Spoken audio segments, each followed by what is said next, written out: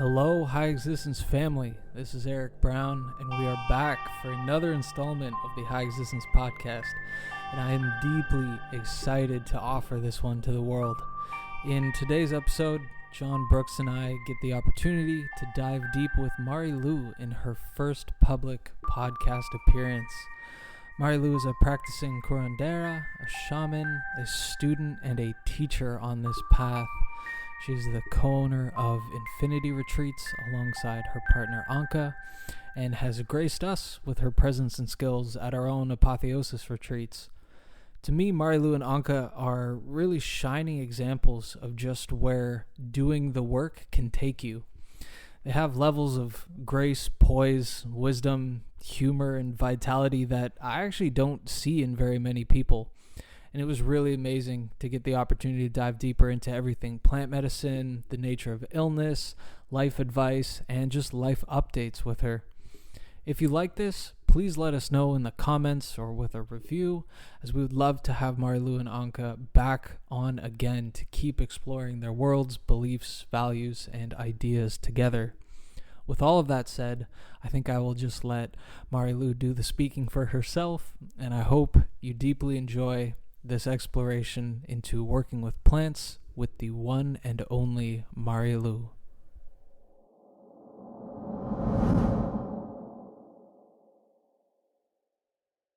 So, Marie Lou, I'm very, very excited to be speaking with you today.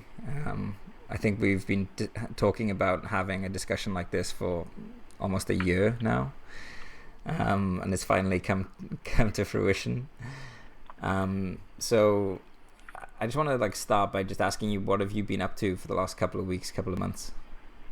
The last couple of months, for me, as it was for everybody, a super difficult, super challenging, super awkward time, considering what's going on in the world. When this whole thing started, we have been in Peru on a diet with clients. And then the messages came in that they closed the borders. Peru was probably one of the first countries who canceled all the international ins and outs. So we had to decide to break the diet early, get out to Iquitos. Then we spent 2 weeks in a hotel. First we were quite free to move around, and then we got locked down, and then we couldn't even go for the groceries anymore, and not even set our foot outside. And then we got they told us we could get evacuated to Germany, but there's only this one plane, so we had to make the decision if we go or not. The options was going to Germany, and we didn't really want to. We don't have anything to do there. And the other was staying in Peru, but risking to be trapped for a long time. And we didn't know how these things develop. From the first moment, we knew that there's more to this than a virus that's going around, that this was actually not the point. This cannot be possible. So then we decided to leave. We got evacuated, and we spent some time, the summertime basically, in France. There we had a house in the countryside. It was quite secluded, no neighbors, and we had a good time. But then we got bored at some point. And as soon as we could tell that things might even get a little bit more restricted and worse, we left to Mexico. It was kind of a calling. I've never been to Mexico, and it always has been the first, on my list of countries that I didn't see yet, but I wanted to visit. Mexico was always the first I was saying. So we were looking into it, and Mexico was free and open, and we could get there easily. We just had to put on the masks while we were traveling, so we did this. And then we came here, and then we needed 2 months to kind of settle in and feel into everything, and then we started setting up retreats, and now we're in a super beautiful place. It's called Haramara. It's on the east coast of Mexico, up on the mountains. We overview the ocean. I can see the whales from my cabin actually sometimes. It's the most beautiful and perfect place I could ever imagine. if I allow myself to just let in where I am and the people I'm surrounded with at the moment, I get so happy that I get high, and I have to meditate and to breathe just to get my feet back on the ground and to see where I can put all these energies. And then you called, and making a podcast might be an option how to create something. Yeah, and where to focus, where to put all this in. So the past months were busy, scary, amazing, strange, awkward, everything. Yeah. Of course, I'm still concerned about all my folks who's living in Germany and in France, and they are locked down, and it's horrible how everything developed. But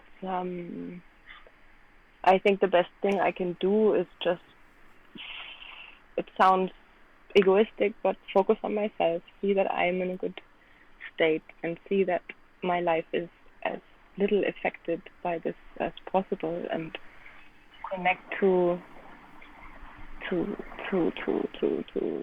freedom, to love, to the beauty in life, to the beauty of the world, to the beauty of people, to compassion for the people who cannot see this at the moment, and just keep on going.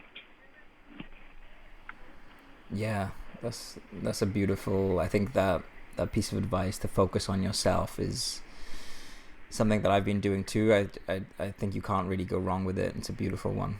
I wanted to ask you, how was the transition between moving or going to Mexico and setting up the first retreat there? Was that challenging to do that? The first 2 weeks were challenging because I've never been here. I didn't know the people. I didn't know anything about the country. So we went to Tulum first, like to the area on the other side of Mexico. And after 1 or 2 weeks, we were looking for a good place, because we cannot stay. When I mean we, it's Anke and myself. We cannot stay in a city where it's crowded and noisy and busy. So we were looking for a nice place somewhere more remote. And then 2 weeks later, we found a hacienda that had like little houses that they rented out, but they were empty, of course. So we could go there and even have a good price, because we didn't earn money a long time before this, so we were quite low in our budget. And we got it was the perfect place. We had a private cenote. Our house was directly above the cenote. Do you know what this is?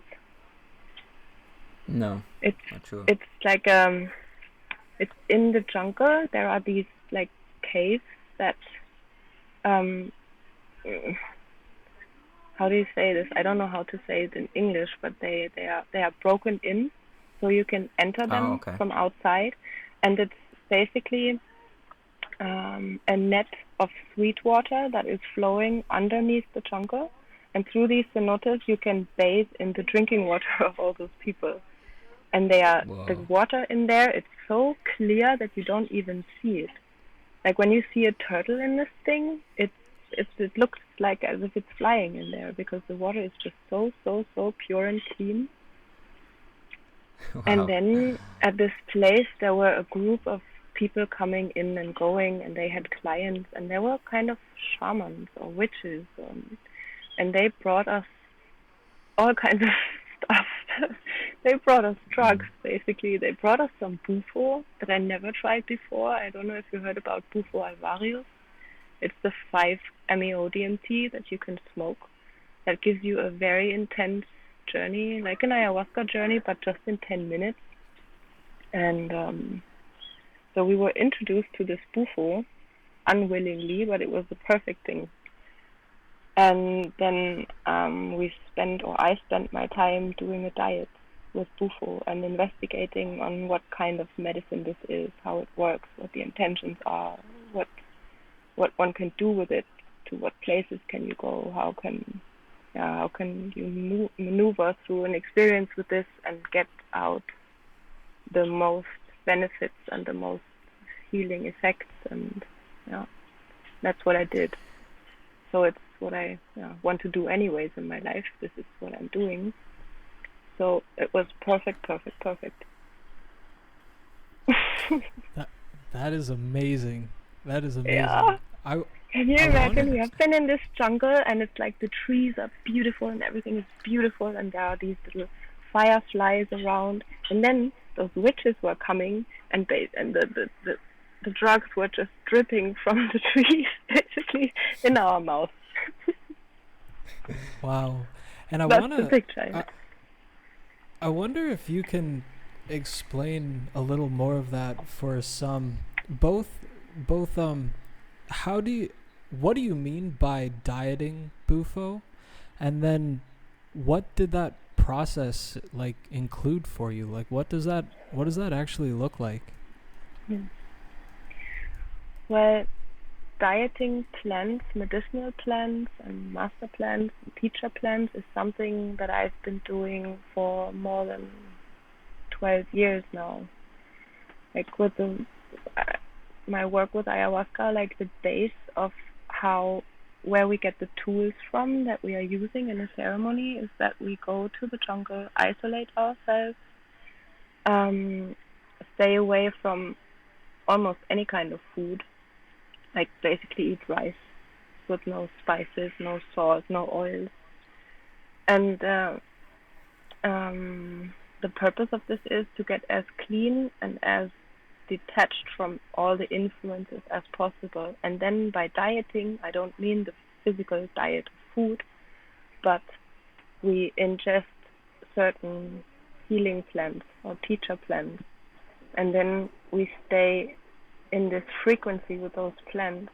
And it's like, you could say it's like giving your system an upgrade or downloading an extra info, an extra potential, as every plant has its own, it's like a frequency. You could say it's like a being. It has properties and it has potential to help us and to solve physical ailments, but also solve energetic problems, and they just vibrate on a very specific frequency. So by being very clean and sticking with them for a long time, like I would say 3 weeks would be the minimum for a plant to really connect to the energy. It's like, we have these little uploads in our system, and then when we do a ceremony, we bring these frequencies of those plants into the room, and we transmit these energies into the people who are participating. And when you are in the jungle and making such a diet, you will find yourself in places where you get confronted with your issues depending on the plant. Like there are plants for opening your heart, for giving you more groundedness, for strength, for anything that you can imagine. There's some plant in the Amazon. And then I connect to this plant on a very deep level, and I've learned how to open myself for the frequency and how to kind of read it and translate it into words or into energies or into vibrations I'm giving off. And so when I started to do this with the Bufo, with this I mean I was smoking it every day for a longer period. I think the first period where I smoked in a row was 7 days. Then I gave my body a little break. And then I was trying higher doses, lower doses, and then I was kind of connecting to the Bufo, like seeing what it brings and like communicating with it on a subtler level. And it's not only happening while you have this peak experience, but also when you stay with it. And I was also eating like very poorly in this time, so I stay with this energy and I just let it teach me, basically. With the Bufo, you said that you only experienced that for the first time fairly recently, but obviously you're extensively experienced with ayahuasca. So I'm just wondering, how did it compare, like the character of it? Because there's obviously a chemical overlap, but the experience of it is going to be different. So how did you interpret it? Like the difficult thing for me with the bufo was, like, compared to ayahuasca, I'm working with this, I'm holding the ceremony. So my job is to keep my shit together, to dive into the experience, but to be there no matter what, and just stay and to be super stable. With the bufo, it was teaching me how to let go, how to not be stable. And it was a little bit difficult for me at the beginning to actually connect, because I'm just used to standing, sitting, or whatever. I just don't let myself go so easily. So the first things that it taught me was how to let go.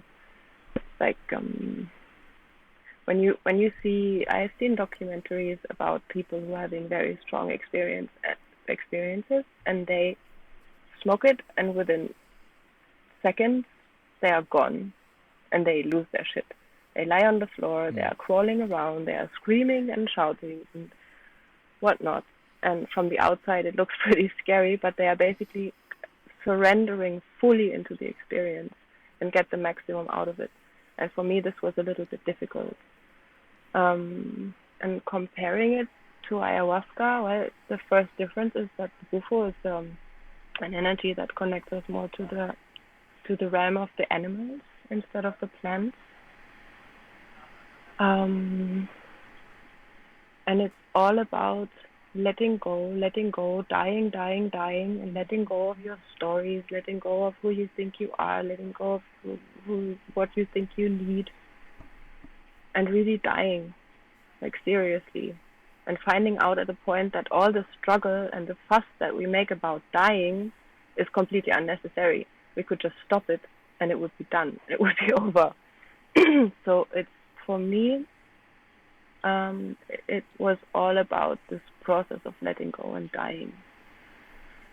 But also, I only smoked it now maybe for 2 months or so I'm not so deep in it yet. This is basically what I can say at the moment. But it's a beautiful, beautiful, strong medicine that also, like, the impact is reaching into the molecular structure of the body and helps getting rid of energies. So it has a very, very high pitch frequency. And it doesn't have this, what some people experience with ayahuasca, that it has this mother energy. It doesn't have this at all. It's a frog. It's a toad. So it has this kind of info. But the frequency is very, very, very high. Very beautiful. And I can just recommend it. Not to everyone, but to most people who are stable. They should experience this at least once. When you drink, sorry, I just wanted to add something. When you drink ayahuasca, you drink the medicine and then you relax and then you wait 30 minutes, maybe 40 minutes, up to an hour, until you slowly fall into the experience and until you feel comfortable enough to go with it. And it takes a long time until you are really in this and until you are super connected. And also when you come out of the journey, it kind of drops you off very softly and lets you go back slowly. With the bufo, you smoke it and boom, you're just gone. Wow. It's quite a difference. That is one of the nice things that ayahuasca gives. It's the extended experience. You touched on this a little bit earlier on, and we'll have a little introduction as well. But I'd love to just give people a sense of, how do you describe the work you do? Like, how do you relate to what you do and what you offer? Big question. The work that I do is, I'm finding a bunch of people who are really willing to make a change, to discover themselves, to discover new things. And then we do the ayahuasca ceremony and we guide them through their ceremony. When you drink ayahuasca, it's basically like drinking yourself. Like you're being confronted with who you are right now in this moment. And it shows you yourself, it shows you your issues, it shows you your trauma, it shows you your potential, it shows you the beautiful things about yourself and also the bad things about yourself. And because of this, there is a ceremony space with 12 to 20 people who have all of them a completely different experience from the other. And when we hold this ceremony space, one thing that we do is we separate the energies for people not to get mixed up with the issues of the neighbor or of the others. And we sing and we clean the room, we clean the energies, and through the singing, it's like when we sing in Icaro, we are connecting to this plant frequencies, and we try to, mostly we do it very well, but sometimes this is also a little bit of a struggle to be completely empty and to be completely a vessel of the plant, like not going in with the ego, not trying to do anything, but just being guided through the plant. So through this work, we help all the energy systems that are in the room to get clean. And also we throw them a rope with our voice so that they don't get lost in the experience. And when I'm in a ceremony, I drink the ayahuasca as well, and I'm also as deep in as the participant, but my journey is not a journey per se, but it's all about being the vessel for the plants, being the vessel for a clean, pure, strong, stable energy that I emit into the room, and this is how I take care of the room.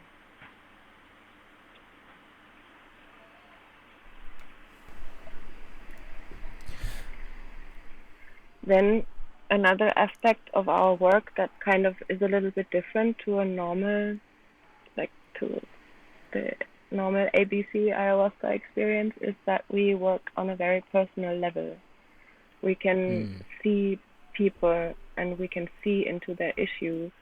So we talk about them and we address it and we point it out so that if they drink ayahuasca the next time, they can more easily access what's actually to be fixed or to be looked at.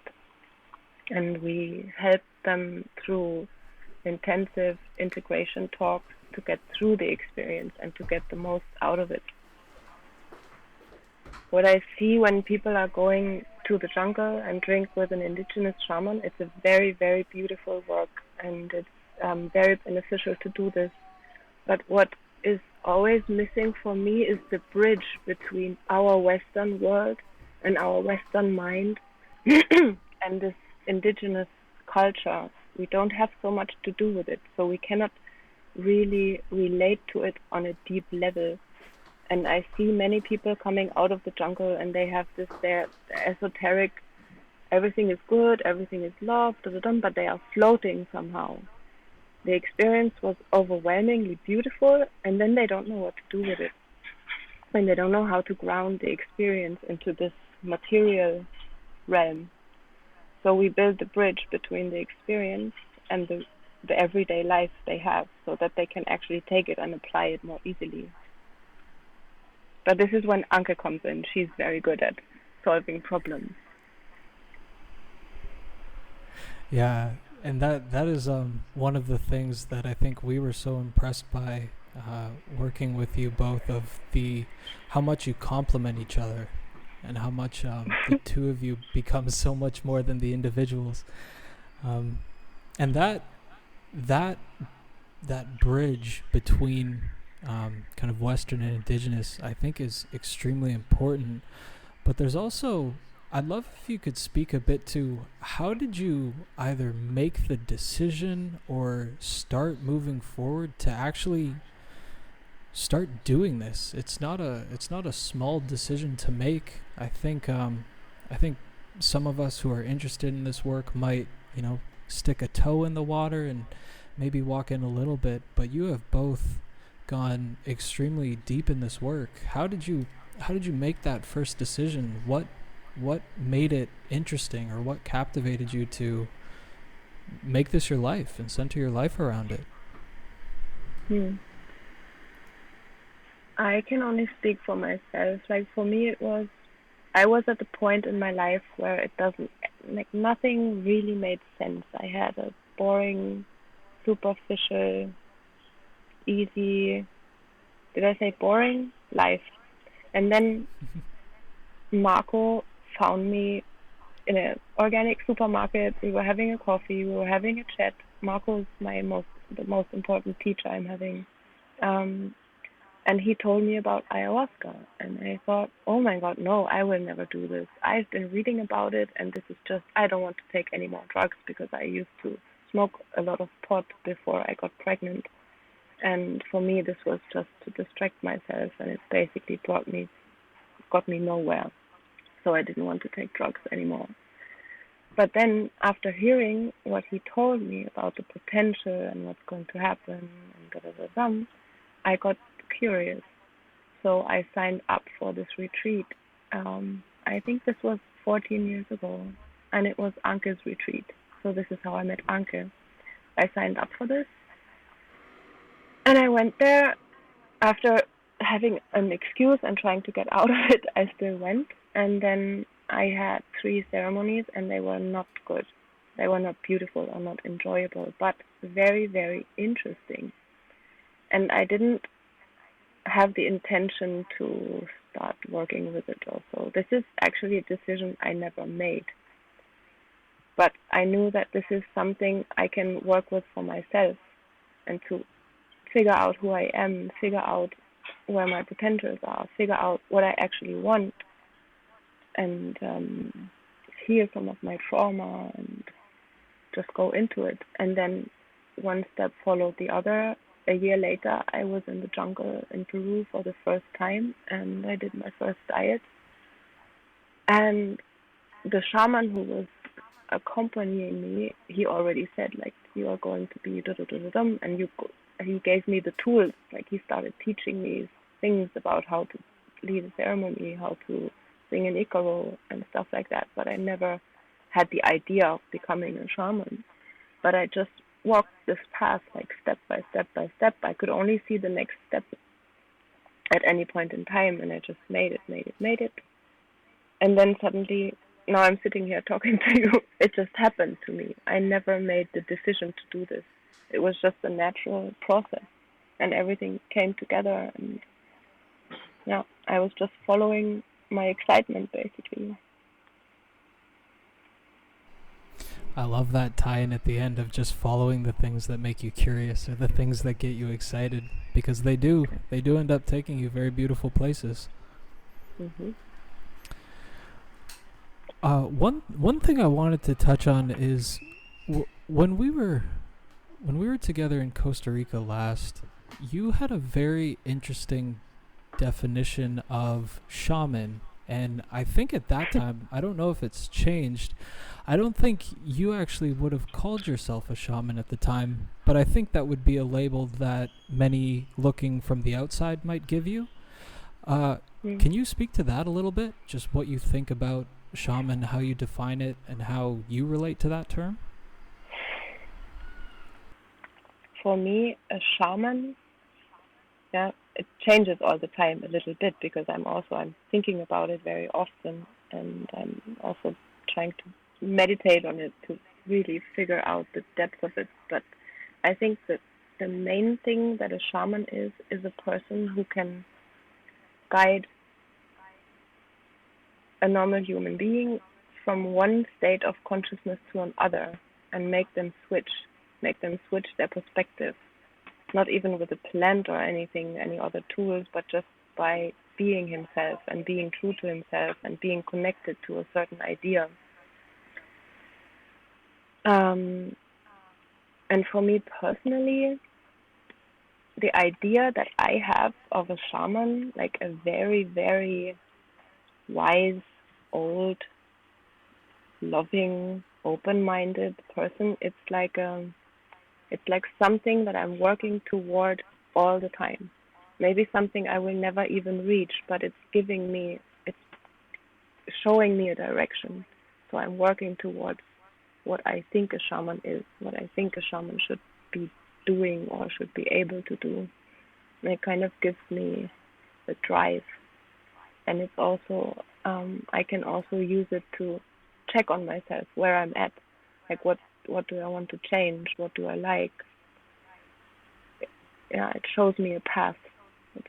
It's more a goal at the end of the tunnel, wherever this is. But, yeah. It's a difficult question for me.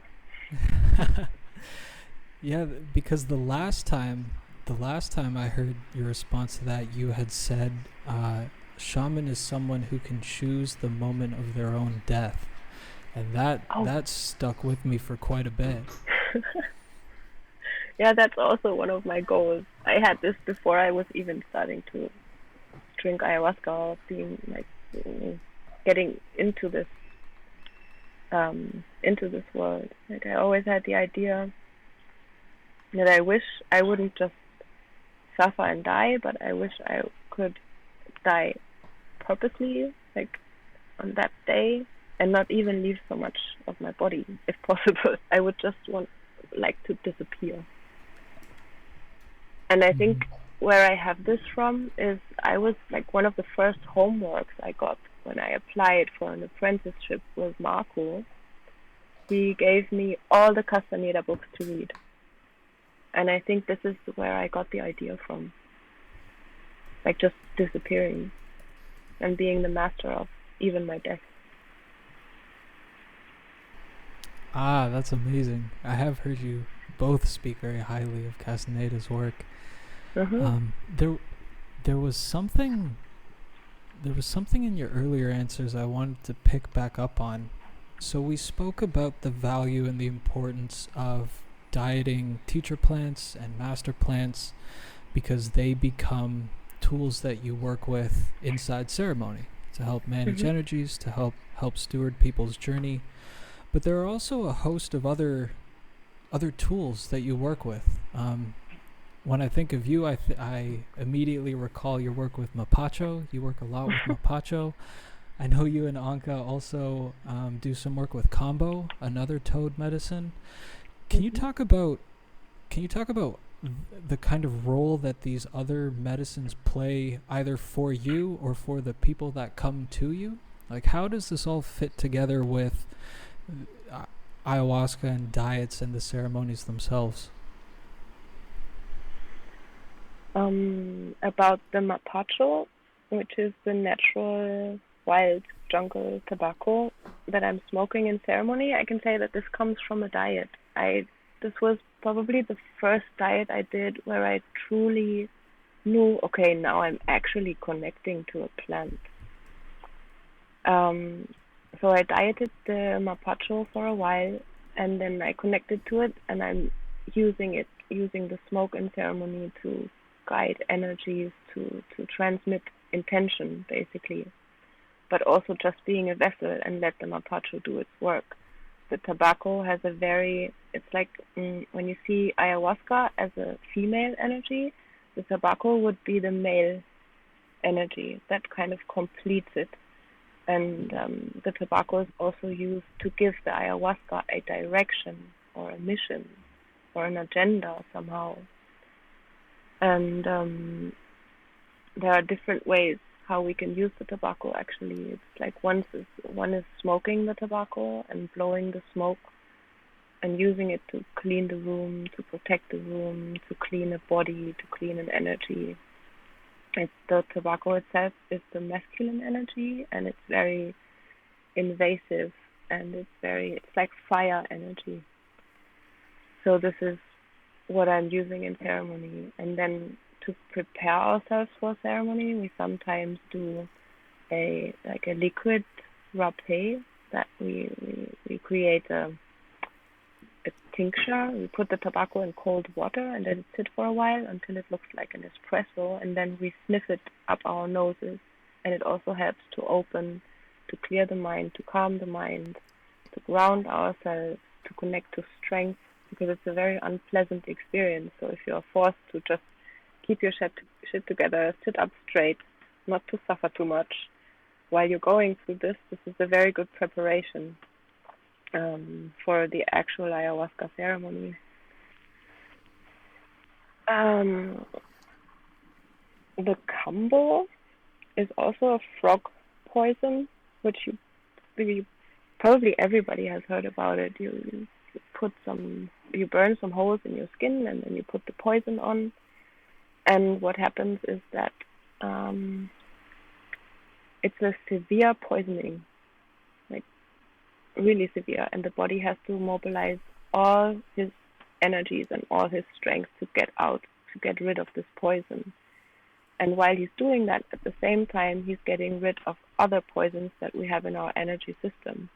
So it's basically it's forcing the body to expel everything that is not clean. And it's a very unpleasant experience too. You get nauseous and you feel like dying actually. The heart rate is going up very quickly, and it also challenges your strength a lot. And we use this before we start drinking ayahuasca, like the day before or the morning before, just to clean the people, because then the ayahuasca can enter easier and the experience is easier because you don't need to clean up so much stuff with the ayahuasca. Like you don't have to go to the toilet so often, or you don't have to vomit so much, and you don't get so sick. This is something it helps with. And what the kambo also does is it stabilizes the magnetic field of the body, like the actual energy field, so that everything that comes from outside, it can be an annoying person, it can be some radiation, some how do you call the vibrations that the phone emits? How do you call this? I forgot the word. EMFs, I think. Yeah, all kinds of this stuff.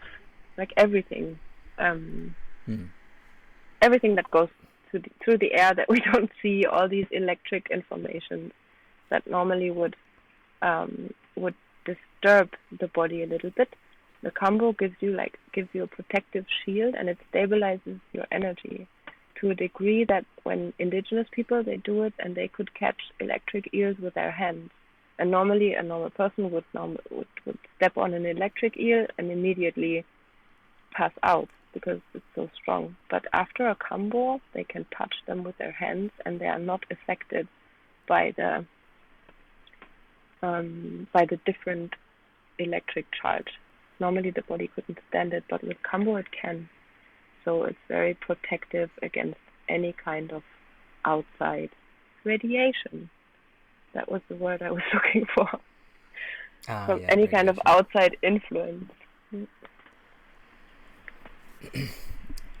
I'm mindful that some of the people listening to this will have experienced ayahuasca ceremonies, but I think a large portion of the listeners will have never have done ayahuasca in their lives, but maybe they're curious about it, and it is one of those things that I don't think you can kind of conceptually understand. It has to be a felt experience.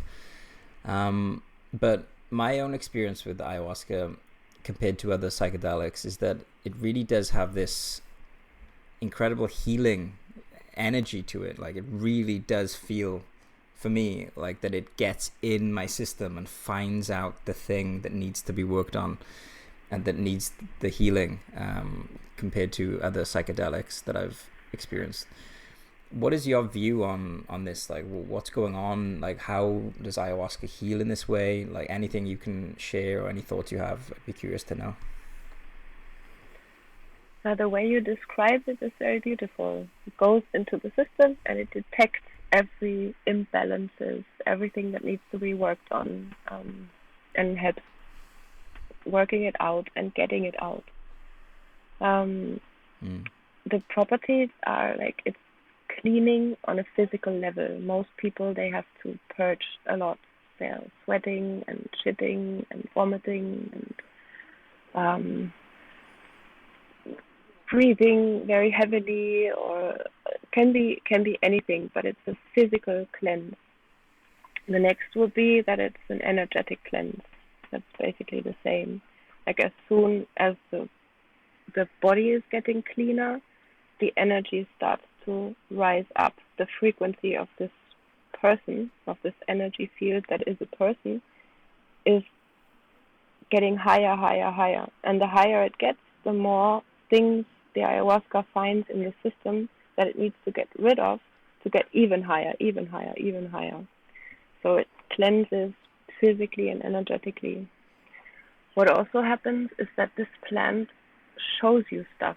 It's not that you take a substance and it has a physical effect on you, but it has an effect on your awareness, the barriers we have in our normal life, like all that we perceive and all that we can grasp when we look around or when we use our ears, is just like a tiny bit of what's actually going on. It's like these 5% people are talking about when they say that we only use 5% of our brain.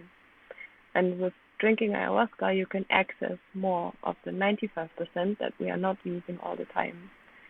So you're diving into the realm, into the energy realm that is lying behind what we perceive with our senses, that is lying behind the material world, and that is basically the source of where everything comes from. So you go to this realm, you go beyond yourself, so to say, and in this state of, you could say, childlike openness, you can suddenly see and understand and discover things more clearly, and you're more aware than you are ever in your normal life. Like it just raises your awareness and your consciousness to a point where you can feel a big difference between your everyday experience of life and this state where you're super receptive to what actually is and what also is and what is beyond of all of this. So it brings you into this huge space where you are free from the boundaries that our normal perception gives us all the time. And the beauty of the ayahuasca is that there is the spirit of the ayahuasca, and it's going to talk to you, it's going to explain things to you, it's going to show you things by actually, sometimes with a voice, sometimes through your emotions, sometimes just through your own understanding. It's actually talking to you and showing you what's beyond the place where you are always normally. So ayahuasca is also a teacher. This is why we call plants teacher plants, because they potentially teach us things, which is very hard to explain to a person who never experienced it, but it's actually like this. Actually kind of talking to you and actually kind of giving you a different perspective on things. Yeah, I'm having flashbacks as you describe it, which is amazing. So I know that, like, speaking personally, and many people that I've spoken to, even a single ayahuasca ceremony can be truly life-changing. You know, like it can have a massively life-altering effect. But you've been working with ayahuasca for 12 years, roughly. I'm just curious on a personal level, what kind of things are you still learning now? Oh, don't ask. Did you ask me for things I don't want to talk about? Oh. You can answer it however you like, but I'm just curious, like, yeah. Right at the moment, I'm working on my boundaries. I'm working on being stronger, being more sure of myself, and not feeling bad about setting boundaries and saying no. This is one of the issues I'm like always confronted, but right now this is something I'm actually working on also with Bufo. But I mean, you both of you, you know it. When you start walking on this path, it's infinite. It's just infinite. That's why we call our retreats Infinity Retreat, because when you once start, you learn a lot. And then from knowing more, you know more that you don't know this and you don't know that. It also, you get more aware of what you don't know. So the possibilities in each direction are basically infinite. And also you can see things by going further and further. I'm getting confronted with seemingly the same issue, but on a deeper level, and on a deeper level, and on a deeper level each time. So it's not linear, it's also multidimensional. Maybe I can say it like this. But I'm dealing with the same stuff everybody's dealing with all the time. Oh.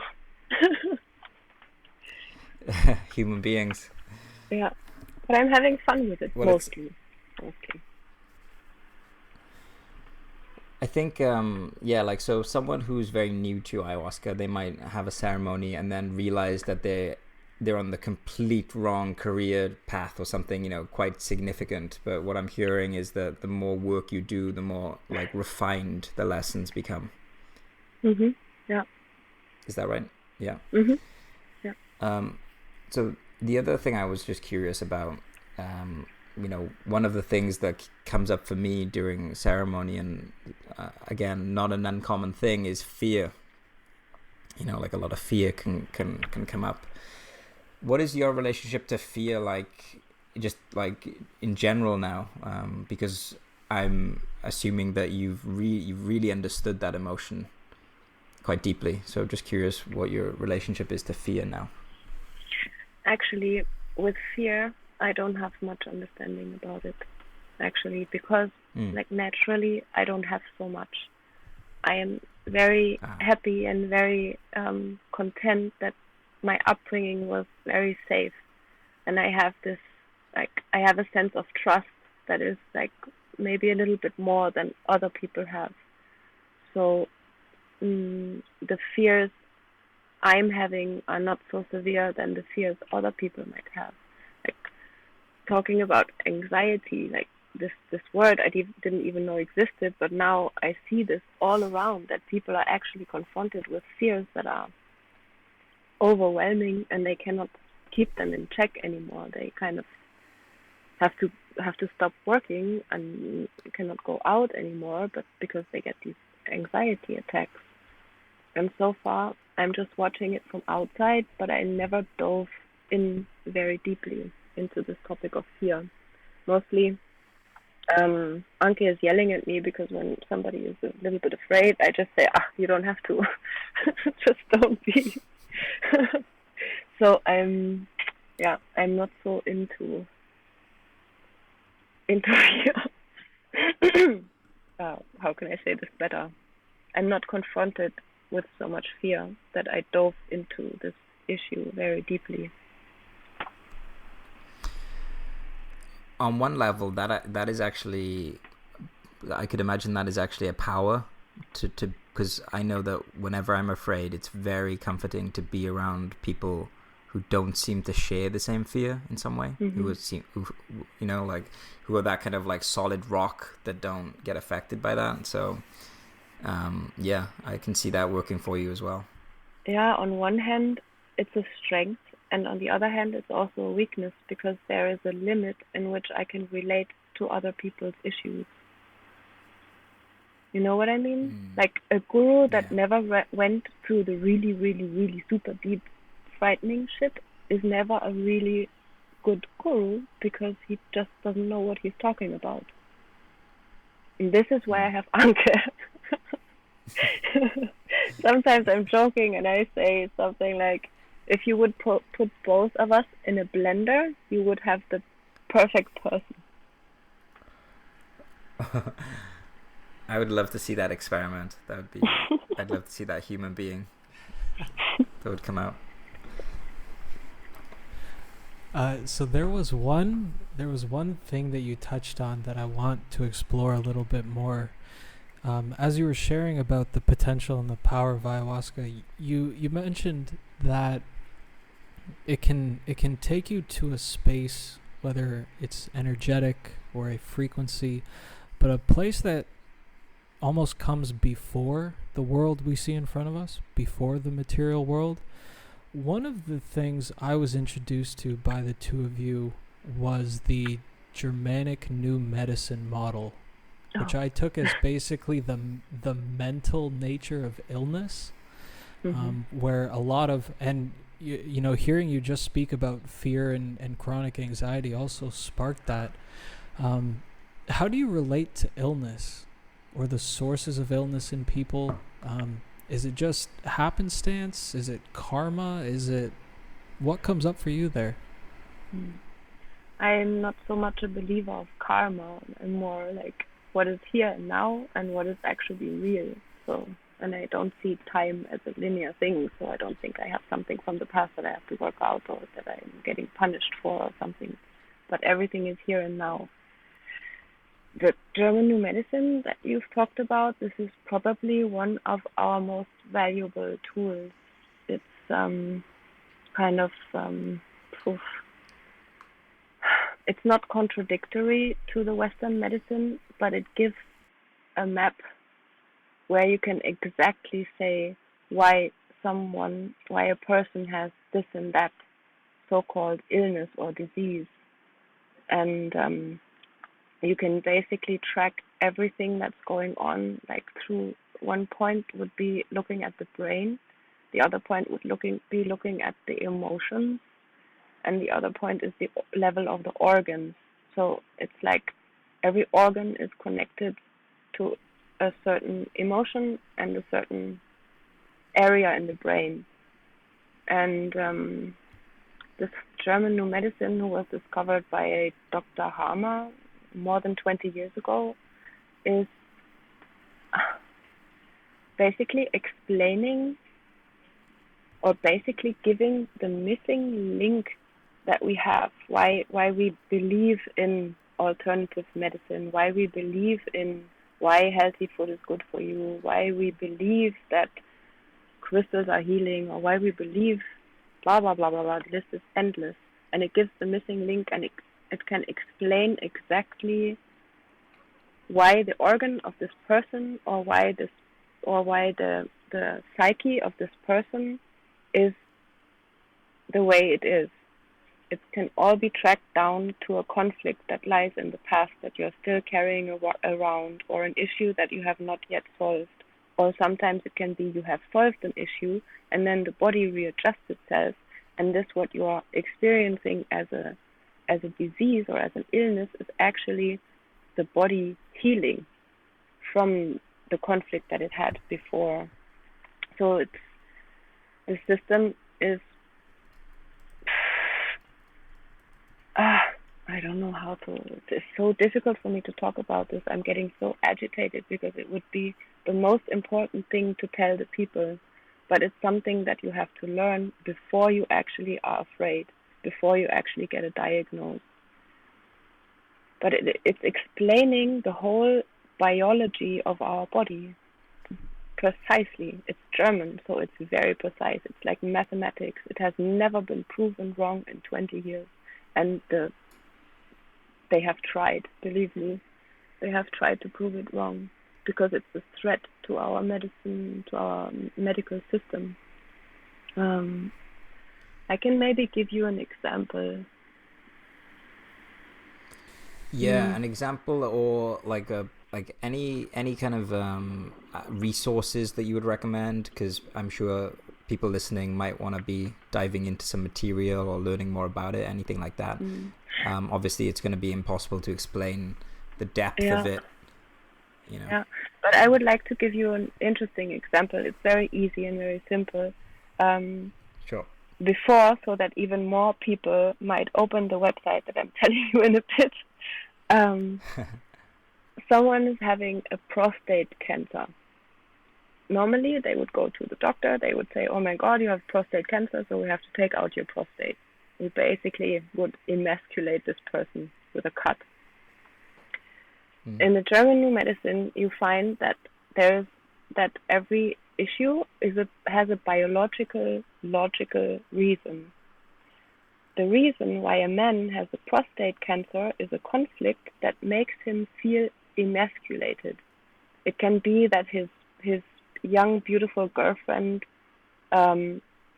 breaks up with him, or that he doesn't feel like, when he feels in a state where he feels that his sexual performance is kind of not enough.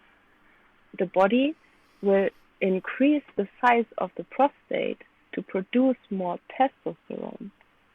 The more testosterone, the more masculine the man, and the higher the chances to get back this beautiful young girlfriend, or to feel powerful and strong again. It's about creating more testosterone. That's it. And there's nothing bad about it. As soon as this guy is feeling on the top of his sexual performance, or when he gets his girlfriend back, the prostate starts shrinking again. So there's no need to cut it out. It's a logical thing. And then when we work with people, we would tell this person, look at this. Did you feel like this and that? And then he finds his conflict. And when he solves the conflict, he's healing automatically. There's nothing we have to do, because the body is a perfect machine that is always taking care of itself. And with this German new medicine, you can explain every symptom, like from a sneeze and a pimple and a skin cancer, everything. No? Okay, there's a website that I found that is in English that is really good and really simple and explains things very well, but it's also huge, so you have to like dive into it a little bit. It's called Learning GNM, just in one word, learninggnm.com. And there you find all the information. And I could also send you a link to some videos. I don't remember how it's called, but I can send it to you, and maybe you have the chance to kind of throw it out there for people so that they can watch. It's a series of 5 videos about the 5 biological laws, and one by one is explained in each video. And you don't need to have any medical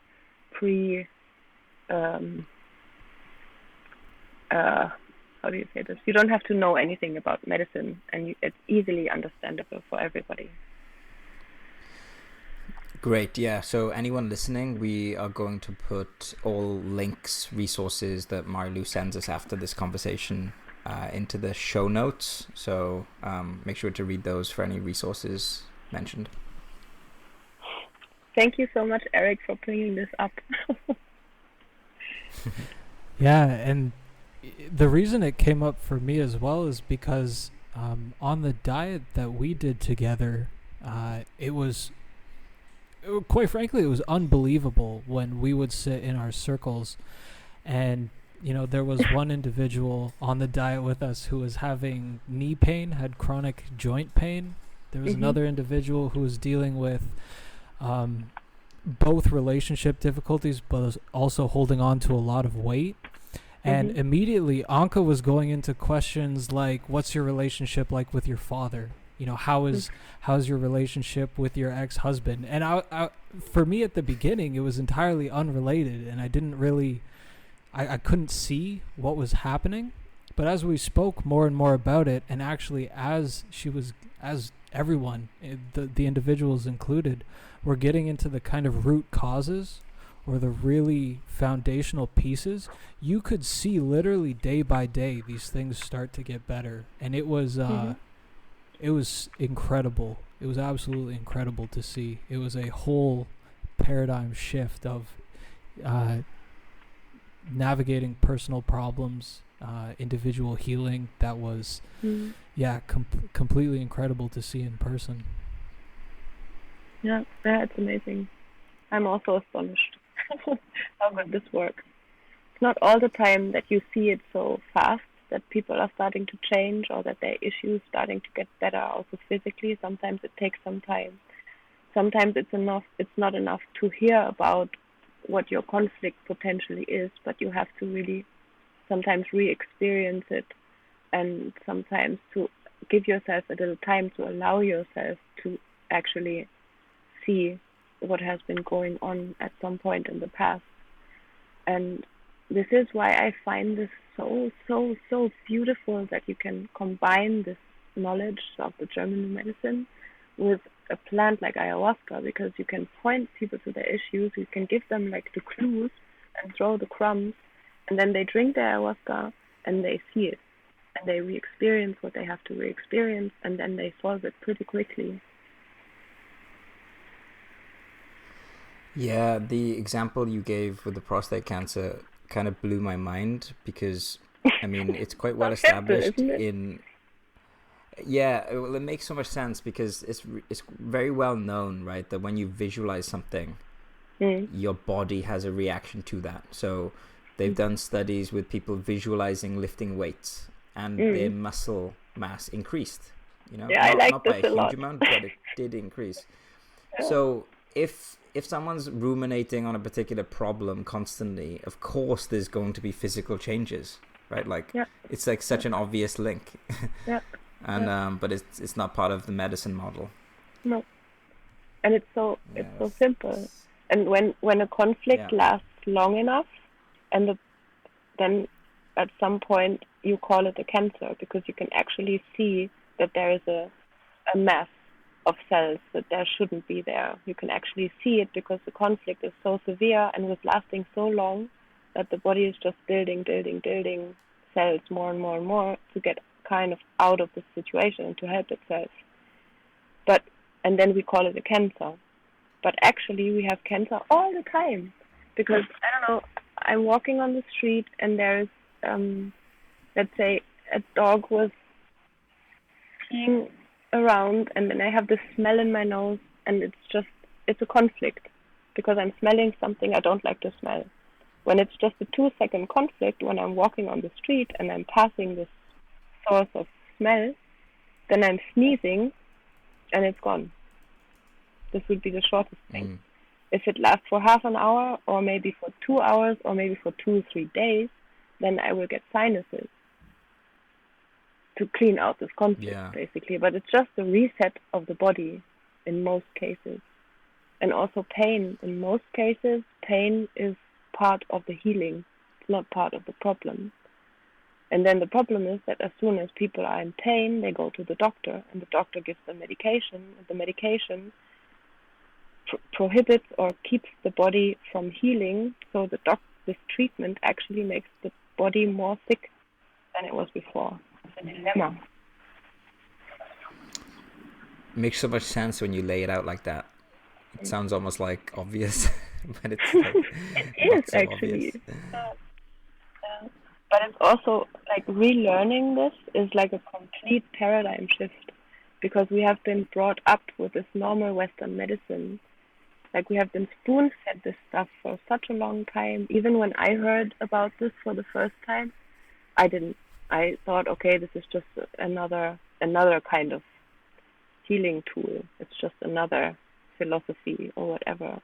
And it took me, because I also studied naturopathy, like the natural medicine, basically, and other kind of stuff. So I couldn't believe it.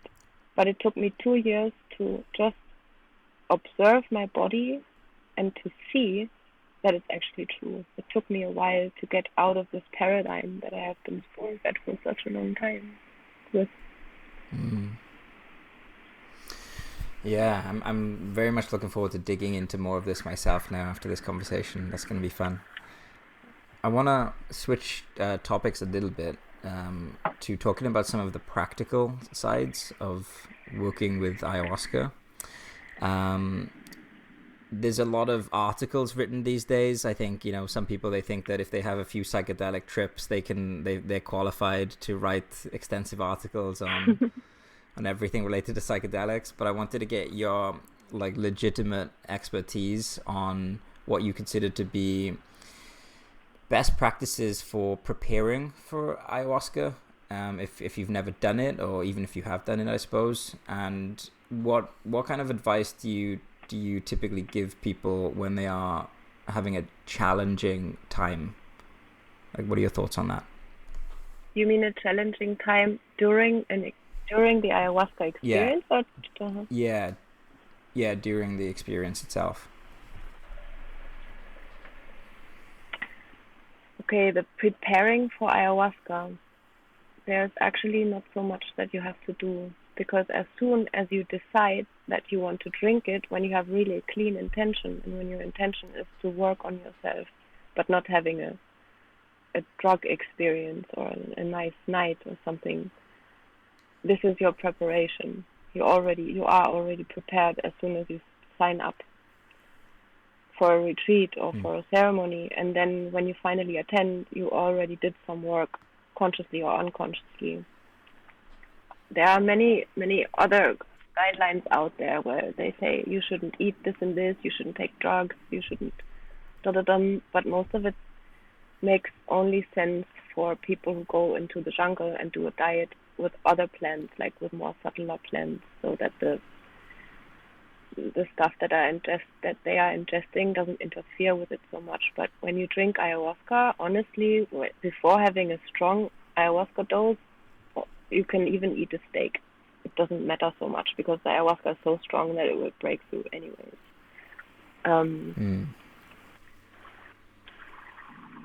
And there are some things that someone really shouldn't do. It's, for example, like taking chemical drugs,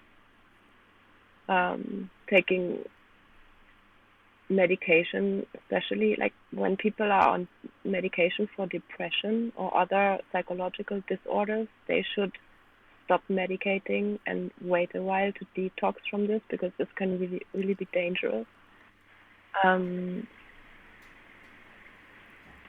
But there's not so much how you can prepare yourself. Like, we are always telling our people that they should come as strong as possible, as clean as possible, and as strong as possible, meaning like not wasting their energy much before they come to a retreat, because the stronger you go into a ceremony, the further the ayahuasca can take you. So it makes this experience more intense. But most of the things that are out there, like being vegan or being vegetarian and not doing this, not doing that, for strong ayahuasca ceremonies, I would say there is not so much that actually makes sense. But with the chemical medications, there are some that you really have to be very careful with, because it can cause or can increase psychological disorders.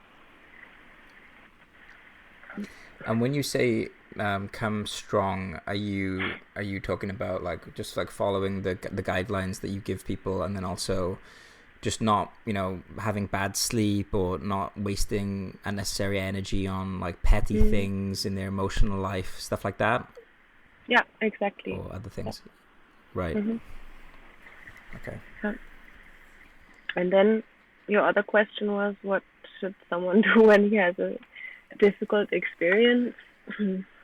Yeah, I suppose resistance, when that starts to come up for people and things like that. Yeah, this is always a good thing while you're taking ayahuasca, and when it's getting really hard in some ways, that you don't resist, because the energy that comes in from the ayahuasca is just stronger than you. So as long as you resist, you're in this struggle, and this creates pain, and this creates uncomfortability. So this is something you can do to get through a difficult experience. And then one thing is like you can work with your posture. Like, everyone knows that depending on how my posture is and how my alignment is and how straight my spine is, how high up my head is, I feel differently. And you can also do, like, through an experience, you can sit up straight, breathe, focus on your breath, do something that grounds you in this moment, which could be like smoking a little bit of mapacho, or sometimes when people are struggling, we also come and help people. So we also have tools that we can use to help somebody through a difficult experience. But what you said is actually the most important thing. Don't resist. Flow with it, as good as you can. And the more you flow with it, the faster it's changing again, because it's a process. It never stays the same. But this resistance creates this friction where you could remain in uncomfortable states for longer than actually necessary. Like with resisting, you stop the energy from flowing, and then it doesn't change, and then you're stuck. But if you just breathe with it, become soft and just let it through and ask yourself, what the fuck is this about? What should I do with it? Start asking the plants, start inviting the spirits or whatever, like ask for help. This is also a very good tool, like ask for help, seriously. Not loudly into the room, but in your mind and internally you can ask for help, and you always get it. It's powerful. Yeah, that is such a good practice. And then I think one of the things that's coming up more in this space and with this work is that, so if someone comes for a single ceremony, maybe they go on a retreat, maybe they do a longer diet, it can be quite intense to come back home or come back to the real world. And so there's a lot of discussions around integration and letting this settle in. So I've a kind of two-part question. One is just your general opinion on integration work in general. But one thing I found interesting after working with you was that a lot of your integration suggestions were actually very physical. Things like salt baths or essential oils, which I don't think is too common, which I actually found both powerful and really interesting. I wonder if you could speak to that as well. The salt bath idea I had because, like, when people get out of the diet in the jungle, they are super clean. They are in a very high vibratory state, and the salt is neutralizing energy. So if you put your body into a salt bath for a while, it kind of neutralizes the energy and also pulls out toxins and pulls out energies you don't want to have in your body, like not only physically but also emotionally, mentally, energetically. So salt baths are cleansing, and especially after a diet in the jungle, I highly recommend it all the time when people feel that they are kind of picked up some stuff that they don't want to have. And it also helps you relax. And relaxing and meditating is always a good thing. After coming out of an intense week with, 3 ceremonies, almost everyone has kind of a to-do list in his or her pocket already. Like, it can be deleting some Facebook friends or deleting some phone numbers from people you don't actually like so much. Like cleaning, basically. It's all about cleaning. Cleaning your friends list, cleaning your closet, cleaning your house, cleaning, like, you can do it on many different levels. And then, talking to this and this person, telling him this and that. Like, you have a little to-do list automatically. And the other is, what is very helpful is connecting to nature as much as we can. Not only after an ayahuasca retreat, but for everybody at the moment. It's so important that we go outside, we look at the tree, we kind of try to get into the moment, open our eyes and see, okay, there's this tree. Everything is normal. Everything is okay. Like, try to kind of connect to the energy of a tree that has been standing there already for maybe 200 years or so, and has lots of things seen, and has seen things coming and going over the time, and he knows everything will be fine anyway. So, like, kind of connect to this energy. Breathing consciously, like, really go to breathwork classes or do breathing exercises, like the Wim Hof meditation, the Wim Hof breathing method. I recommend a lot, just to realign and do other kinds of meditations. Have time alone, Like, don't mix your energy with those of other people. Like, really have some time alone. Like, every day, at least for 1 or 2 hours, spend it alone. And if you cannot go into nature, you can, if you work on your computer all day, you can put a little plant in a pot next to it and then just relax your eyes by frequently just looking at the plant, looking at these patterns. It's like a how do you say, fractal? Like these fractal patterns that we find in nature. Through the eyes, we are nourishing ourselves with, this is life energy if we look at a pattern like this. And it's contrary to what we see when we walk through a city and we see all these squares and all these rectangles everywhere. It makes something with your brain. It's kind of limiting. It's like death, basically. So look at something alive, and while you're working on your computer is also a good thing to do. And now spending time alone, meditating, reflecting. There are so many things you can do, but all of them, they are supposed to make you connect to yourself and to feel better. And this can also be different for everybody. Some people like horse riding.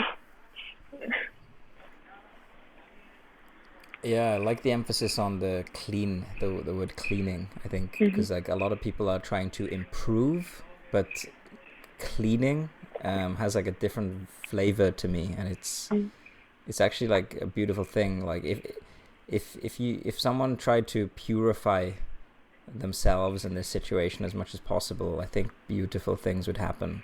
Yeah, for me the cleaning great advice in general. Yeah, the cleaning is for me also, it's in the moment. I'm cleaning up what I have right now, and I'm cleaning up myself, and I'm cleaning up my spaces, and I'm cleaning up my energies. This is what is right now. When people are like trying to improve, then they are already out of the moment, because they want to get somewhere else. They are not even here because they are unsatisfied with what is now, and they want to go to this place, and then they will, you know what I mean?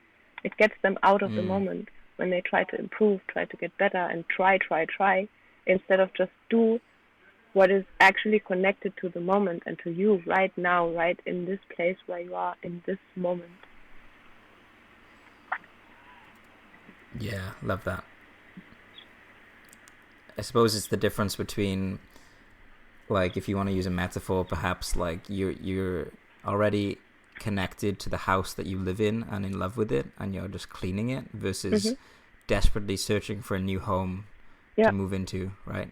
That's like a metaphor perhaps that could be used. Exactly. Beautiful. Thank you.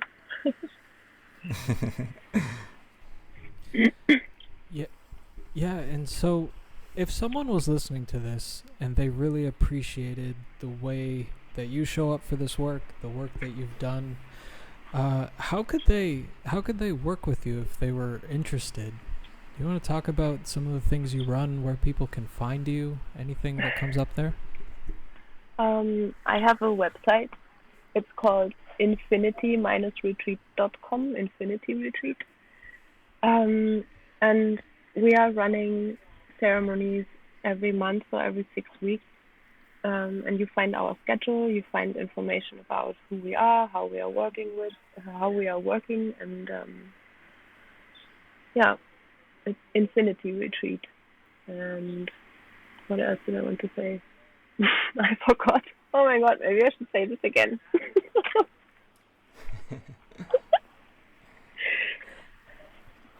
Well, Eric, can you just say this? Yeah, Eric. Yeah. If there was any way, how can people work with you? Like, they can come to my retreat and look me up on the infinityretreat.com. So we'll put links to everything. So again, if you're listening to this, all the links to Marie Lou's Infinity Retreat, and me and Eric have both experienced ceremonies ran by Marie Lou and Anke, and also Marie Lou and Anke did the Ayahuasca ceremonies in an Apotheosis high existence retreat. So we can't really speak more highly of the work that they do, and on a personal level, my most powerful experiences were working with you, that were like very transformational and healing for me. So yeah, I couldn't recommend you highly enough if anyone Thank wants to you do an so infinity much. retreat. Agree Thank with you that. so much, both of you.